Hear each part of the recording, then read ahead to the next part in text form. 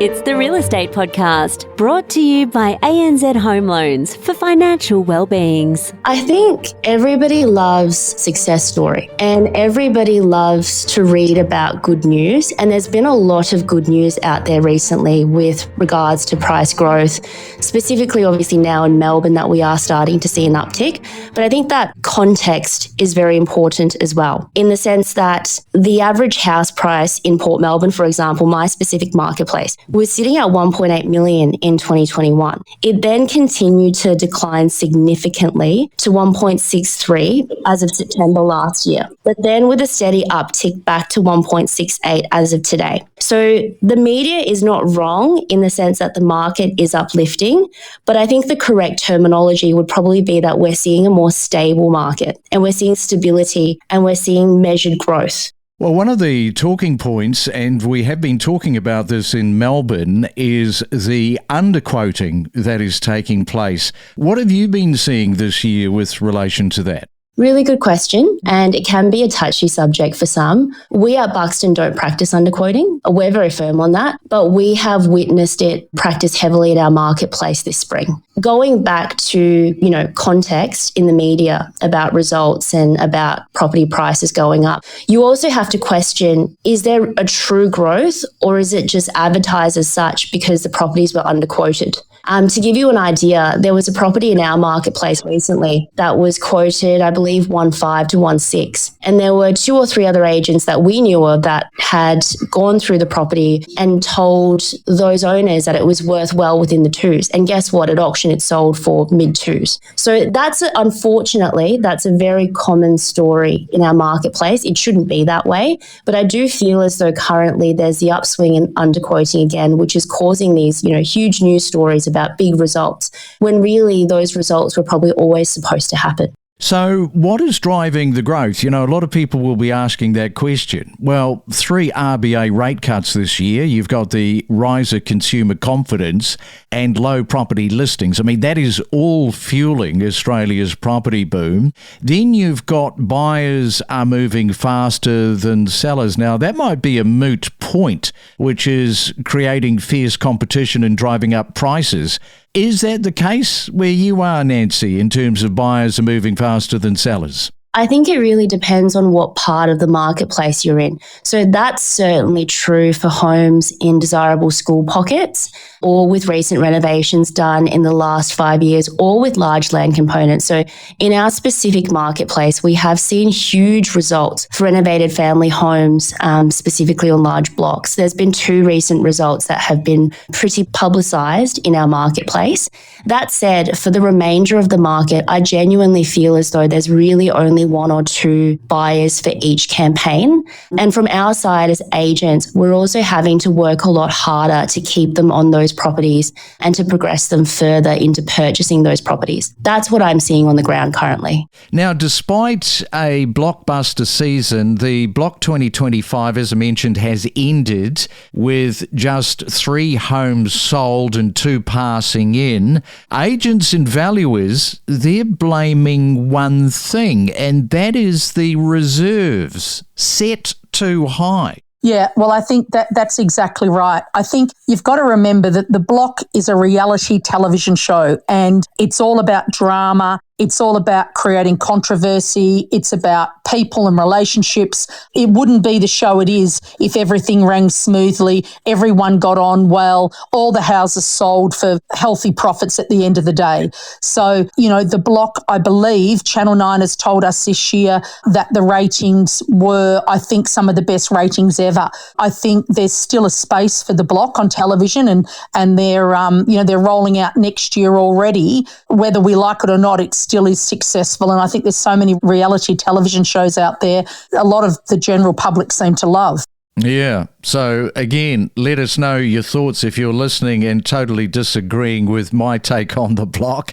Now, the reserve, it was set at 2.99. I think you've been critical with that, saying that it should have been closer to 2.5. It should have. Look, the housing market in Daylesford and regional Victoria across the board is very, very tough at the moment. The highest price for a house ever sold in Daylesford, within the township of Daylesford, was $3 million. There's only been one sale for $3 million, which was a sale that I sold a few years ago. There was one other very off-market sale recently that sold for $4 million, but that's off-market. So to expect to sell 5 houses for $3 million plus on one day in Daylesford was an incredibly big ask, and one that we always worried about. I guess with the block, it's not the agents that set the prices, and this is important that people realise that. We're told the price of the house that we have to quote, which in this case was 3 to 3.3. If I was running that campaign, I would never have set that quote price so high. Secondly, the reserves that we only find out about literally the day before, or when the contestants do, set at 2.99. We were just aghast. We couldn't believe it. We felt that not only was there a huge risk that the houses weren't going to sell, but obviously it's also about a competition and about the contestants winning some money. So it was absolutely incredibly difficult from as soon as we found out about those reserves. We just were in shock. As you say, the agents have got no control over this. One of the key things that we always bang on about is do your due diligence. Do your research in the market. Find out what other homes are valued at. Now, for anybody looking in on this kind of looks the complete opposite of doing that. It's like somebody has dreamed up a number and said, this is what we're going with. That's it, 2.99. All the agents would have been looking at themselves saying, what is going on here? There's no way. That is miles off the pace. Absolutely. As agents, we don't really have any say in the quote price that we're given to quote the properties for, and also the reserve.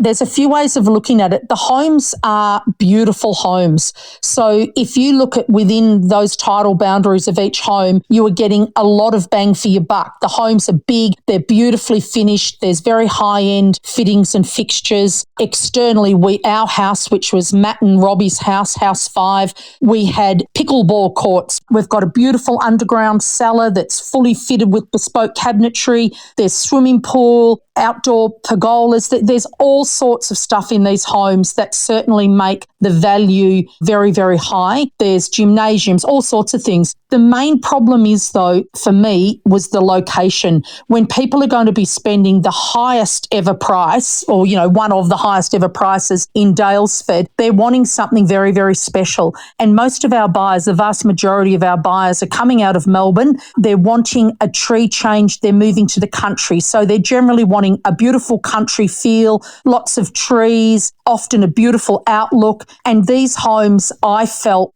didn't optimise that by any way. They were on a fairly main road coming into town. At the rear of them, they were surrounded by a new subdivision that backed, right up to the homes. It was very visible from most of the homes. So it was, for me personally, it was the location that let these properties down at a high price. If I could have picked up our house and put it in a different location in a lovely, country lane with a beautiful view, yes, it would have been worth $3 million every day. But that, for me, that was the main issue. And PropTrack reported that around 57% of mortgage holders have never checked if their offset account is correctly linked to their loan. And that is a very costly mistake. An offset account can dramatically reduce interest, but if it's not linked properly, you're paying more than you should. And unfortunately, 1 in 10 Aussies assume that it's automatic, yet only a quarter have confirmed it's set up correctly. So what are we going to do about this? Well, let's take you to Desley Taylor from Mortgage Choice, and Desley is in Queensland. Good morning, Desley. Welcome to the Real Estate Breakfast. Whereabouts in Queensland are you? Good morning. Thank you for having me. I am located in a little town called Ormeau. I wouldn't even call it a town. It's a little suburb in Ormeau. And we are smack between Brisbane and the Gold Coast. So as you drive down the M1, you'll probably drive past us and give us a wave, and that's where we are. Yeah, that area, that has been sort of going gangbusters over the last 3 years. You would know that only too well. So what's attracting people into your local market? Oh, look, it has been going crazy. And purely, I think it's location. It's far enough away from Brisbane and the Gold Coast to be that little bit further away. So it is the suburbs, but you're close enough to Brisbane and the Gold Coast to only be half an hour drive away from either destination. Because it's so central and it's a fantastic community. I have to say, it's an amazing community. So yeah, it's attracting a lot of people and it's growing exponentially. Now, as I mentioned, 57% of mortgage holders have never checked if their offset account is correctly linked to their loan.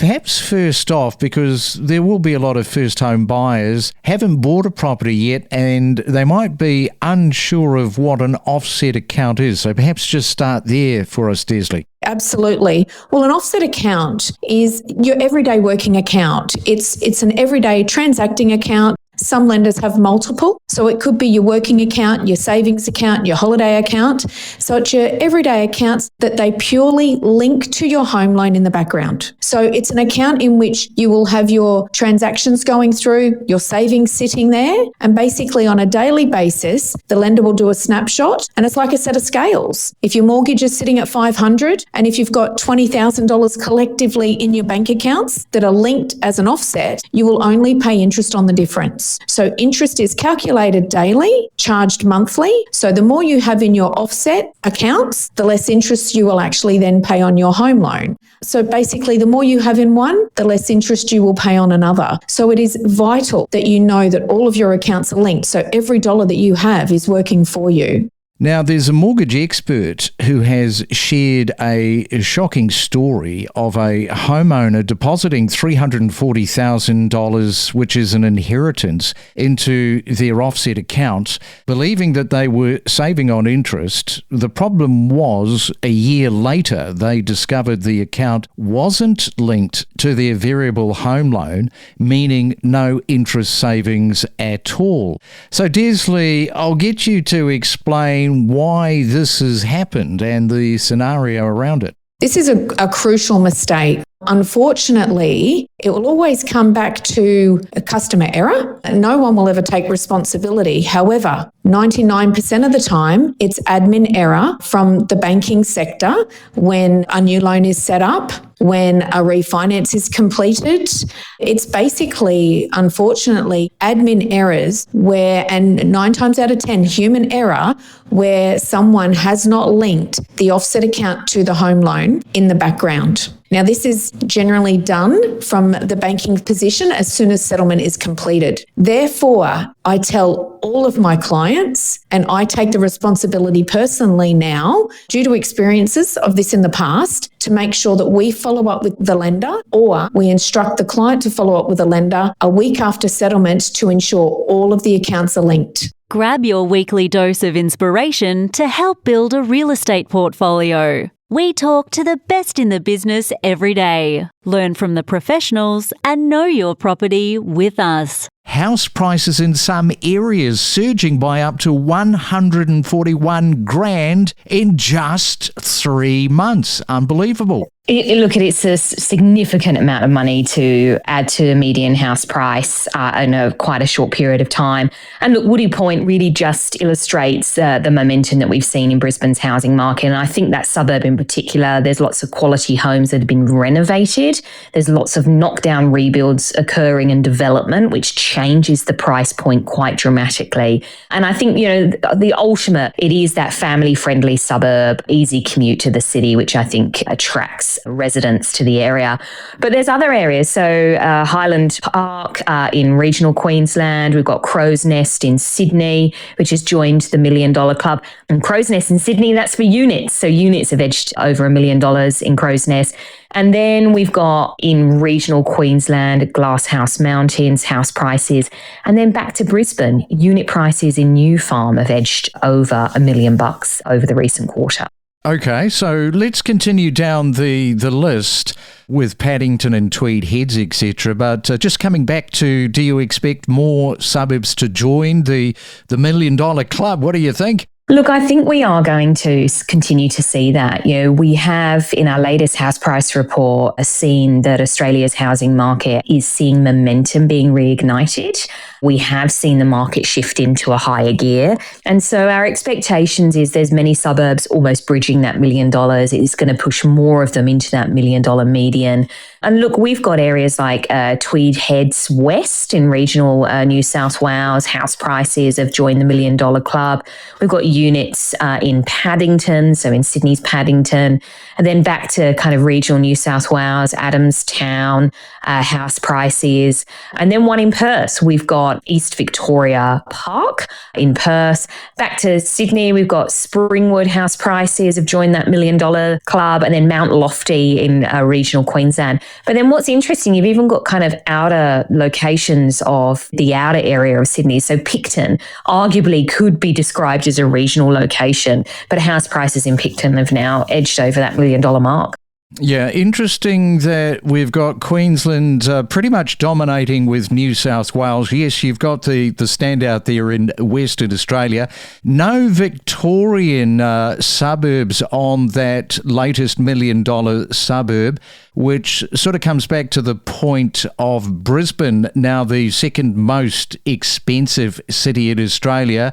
And you just sort of look at that list to sort of see why it's tracking momentum-wise in that direction. Brisbane has been on a super cycle. We continue to see prices rise. It is, for the first time on our records, the second most expensive property market in Australia, not only for house prices, but also for unit prices. And it gained the record for unit prices 12 months ago and has remained our second most expensive unit market. It's remarkable. It doesn't even feel that long ago where I was, witnessing an oversupply of units. I mean, you cannot say that for Brisbane now. It is a grossly undersupplied housing market, which is really coming out in price growth. I mean, we've got house prices and unit prices edging up another 4% in 3 months. And a 4% growth is an enormous amount of growth at a capital city level. 11 consecutive quarters of house price growth for Brisbane. That is the longest upswing we've seen for Brisbane in 21 years. Unit prices, 18 consecutive quarters of growth. Longest uninterrupted gains that we've seen on record for unit prices in Brisbane. These stats just highlight this super cycle that Brisbane's been on. We connect you to the best real estate information across Australia. The Real Estate Podcast.